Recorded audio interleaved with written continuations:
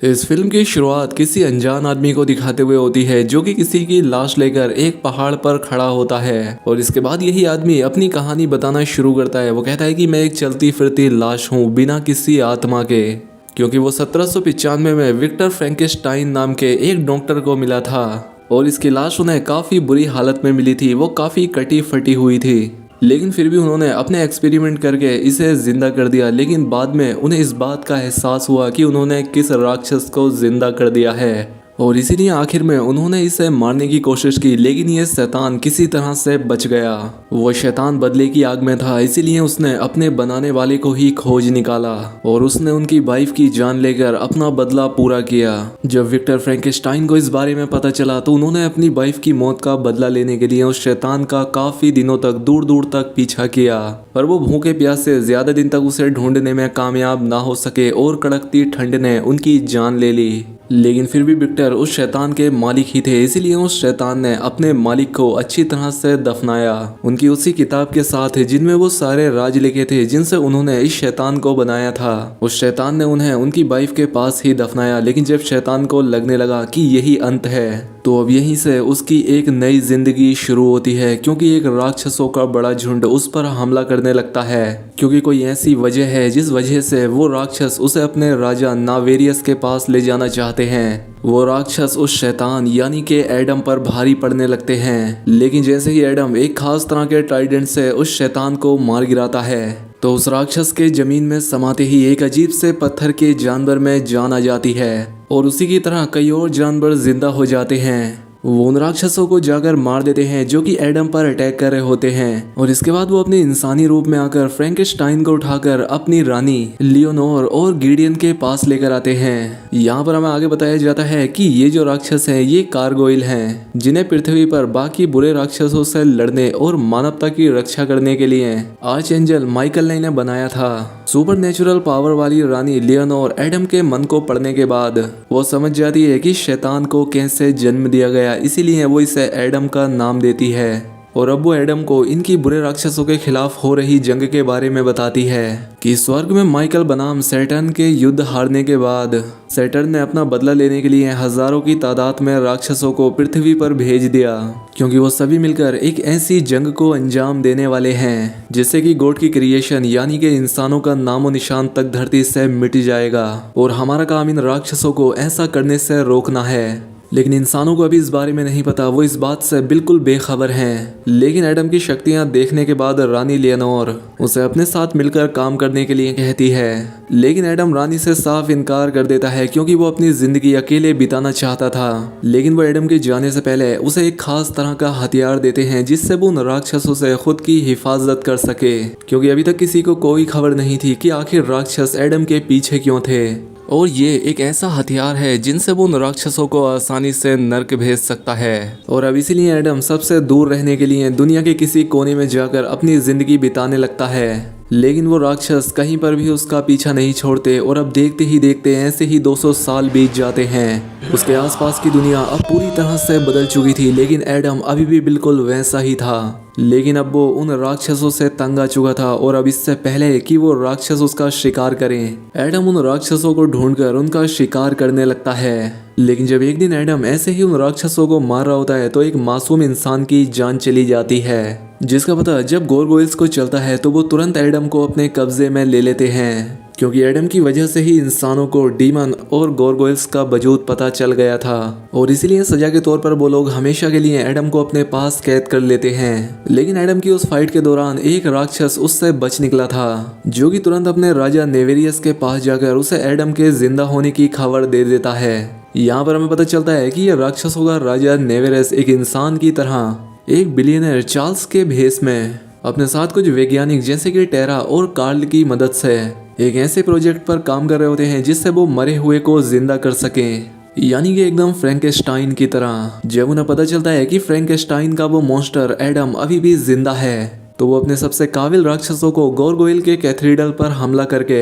Adam को अपने पास तक लाने का ऑर्डर देते हैं, ताकि वो एडम से किसी भी मरे हुए को जिंदा करने का रहस्य पता कर सके। अब हजारों की तादाद में राक्षसों की सेना देखकर गारगोइल्स को समझ आ जाता है कि वो एडम को लेने के लिए ही यहाँ पर आ रहे हैं। और देखते ही देखते गोरगोइल्स और डीमन के बीच एक महायुद्ध शुरू हो जाता है। ये लड़ाई काफी सुपरनेचुरल और भयंकर थी, जहां एक तरफ गोरगोइल्स बहुत सारे राक्षसों को नर्क भेजने में कामयाब हो जाते हैं, तो वहीं कई डीमन भी गोरगोइल्स को मारकर उन्हें स्वर्ग भेजकर उन्हें वहां पर कैद कर देते हैं। लेकिन हजारों राक्षसों की सेना के सामने गोरगोइल्स कमजोर पड़ने लगते हैं, जिसमें ओफिर और केजिया नाम के 2 गोरगोइल्स भी मारे जाते हैं। और अब अपनी आंखों के सामने गोरगोइल्स को मरता देख गोरगोइल एडम को आजाद कर देते हैं, और अब एडम भी उनकी तरफ से उन राक्षसों का शिकार करने लगता है। लेकिन इन राक्षसों का जो मेन लीडर था, जिसका नाम जूरियल था, जब उसके हाथ एडम नहीं लगता तो वो गोरगोइल की रानी लियोनोर को अपने कब्जे में ले लेता है, उसे अगवा कर लेता है। एडम को पता चलने पर वो लियोनोर को बचाने के लिए उनके पीछे भागता है, पर वहीं पर सेकंड इन कमांड गिडियन को एडम ना मिलने पर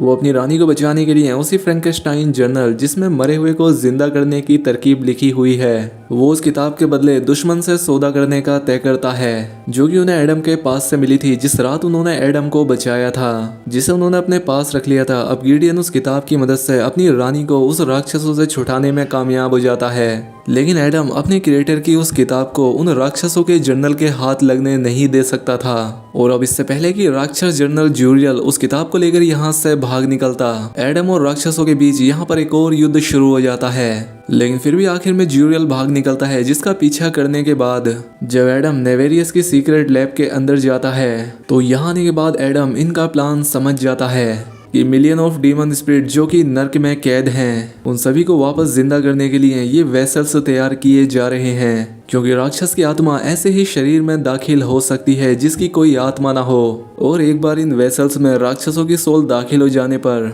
वो एडम के क्रिएटर फ्रैंकेनस्टाइन की उस बुक की मदद से वो एडम जैसी सेना तैयार कर लेंगे। जूरियल ने वो बुक अपने कमांडर को दे दी होती है, जो कि वो कमांडर उस बुक को उन साइंटिस्ट को दे देते हैं, ताकि उस बुक को समझकर इनके मकसद में इन्हें कामयाबी दिला सकें, क्योंकि ये वैज्ञानिक बिल्कुल बेखबर हैं कि ये जिसके लिए काम कर रहे हैं वो इंसान की शक्ल में छुपा हुआ एक राक्षस है। लेकिन इससे पहले कि ये साइंटिस्ट उस बुक को ट्रांसलेट करके अपने काम में लगते, एडम इस लैब में घुस आता है। वो उस किताब को इन साइंटिस्ट से छीनकर यहाँ से भाग जाता है, लेकिन वो बुक एडम को भी समझ नहीं आती, वो भी इसका मतलब नहीं निकाल पाता, और इसका मतलब निकालने के लिए एडम को उसी साइंटिस्ट की जरूरत पड़ेगी। इसीलिए वो दिन छिपने पर टेरा का पीछा करता है, और वो उससे मिलकर उससे उस बुक को समझने में उसकी हेल्प मांगता है। और इससे पहले कि टेरा गोरगोइल्स और डीमन की कहानी पर यकीन करती, जूरियल एडम पर हमला कर देता है। लेकिन एडम काफी होशियार होता है, वो इस बार जूरियल को मारकर उसे नर्क भेजने में कामयाब हो जाता है। और अब टेरा को भी एडम की बातों पर यकीन आ गया था, इसीलिए वो उस बुक को उसके लिए ट्रांसलेट करने लगती है। वो एडम को इस बुक को अच्छे से समझा देती है, जिसके बाद एडम तुरंत गोरगोइल्स के पास जाकर उन्हें नेवेरियस के प्लान के बारे में आगाह करता है, और साथ ही उन्हें वो बुक भी लौटाने का वादा करता है, इस शर्त के साथ कि वो उसे और टेरा को कहीं पर सेफ रखेंगे।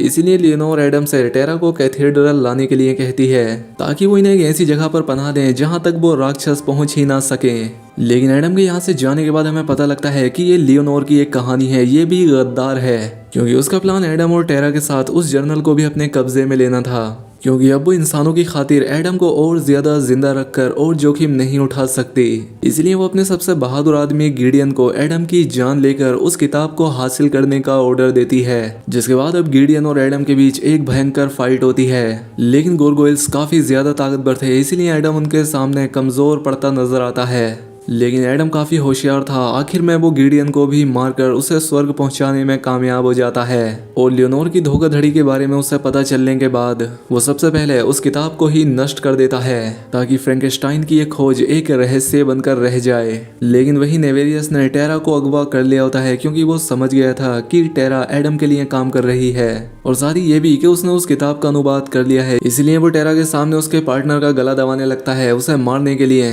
वो टेरा से कहता है कि मुझे सब कुछ बताओ, मेरे लिए ये एक्सपेरिमेंट बहुत जरूरी है, वरना मैं इसकी जान ले लूंगा। और अब मजबूरी में टेरा को उसकी बात माननी पड़ती है, और अब देखते ही देखते नेवेरियस का 200 साल पुराना सपना पूरा करने में टेरा कामयाब हो जाती है, और अब धीरे धीरे उन सभी वेसल्स में जान आने लगती है। वहीं राक्षसों का खात्मा करने के लिए सबसे पहले एडम अपने पीछे उन गोरगोइल्स को लगाकर नेवेरियस के लैब के पास आता है, जिससे लियोनोर को समझ आ जाता है कि यहीं पर नेवेरियस की सालों पुरानी मरी हुई सेना दबी हुई है और इसीलिए एडम उन्हें यहाँ पर अपने पीछे लगाकर लाया है। नेवेरियस को पता चलने पर अब उनका सबसे खूंखार राक्षस उसे खत्म करने के लिए आगे बढ़ता है, लेकिन उन्हें कोई भी खबर नहीं होती कि गोरगोइल्स की पूरी सेना ने उन्हें चारों तरफ से घेर लिया है। और अब सबसे पहले उसी खतरनाक राक्षस की जान लेने के बाद अब अच्छाई और बुराई के बीच एक खतरनाक युद्ध शुरू हो जाता है। अब एक तरफ एडम टेरा को नेवेरियस से बचाने के लिए आगे बढ़ता है, तो वहीं दूसरी तरफ लियोनोर नेवेरियस की मरी हुई सेना को नष्ट करने के लिए आगे बढ़ती है। वो यहाँ पर नेवेरियस की डेड सेना को देखकर एकदम हैरान हो जाती है, क्योंकि लाखों की तादाद में वो मरी हुई सेना नर्क के रास्ते से हजारों मरे हुए डीमंस की सोल उन्हें पजेस करने लगती है। गोरगोइल्स को भी समझ आ जाता है कि ये पजेशन पूरा होने से पहले उन्हें इन्हें रोकना होगा,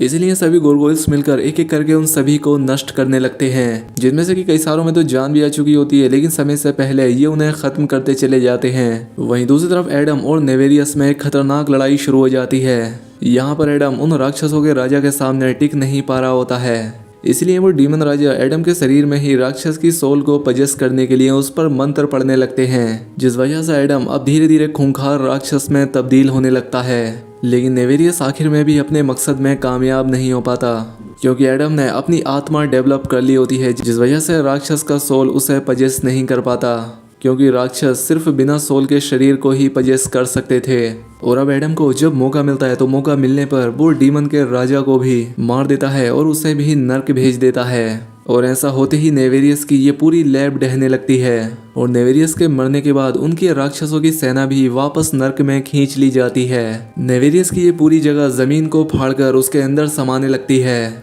जिसमें कि एडम और टेरा की भी गिरकर जान जाने ही वाली होती है कि तभी सही समय पर लियोनोर आकर उन्हें निकाल लेती है। आखिर में लियोनोर एडम को गिडियन की जान लेने के लिए भी माफ कर देती है। आखिर में एडम टेरा से भी विदाई लेता है और साथ ही ये कसम खाता है कि वो आगे भी इंसानियत को बचाने के लिए इन राक्षसों से अपनी जंग जारी रखेगा। और फिल्म के आखिर में वो खुद को एक नाम देता है, फ्रैंकेस्टाइन। और यहीं पर ये फिल्म खत्म हो जाती है। तो दोस्तों, अगर ये वीडियो पसंद आई हो तो वीडियो को लाइक और कमेंट करके ज़रूर बताएं। साथ ही अगर चैनल पर पहली बार आए हैं तो सब्सक्राइब भी कर लें। मिलते हैं हमारी अगली वीडियो में।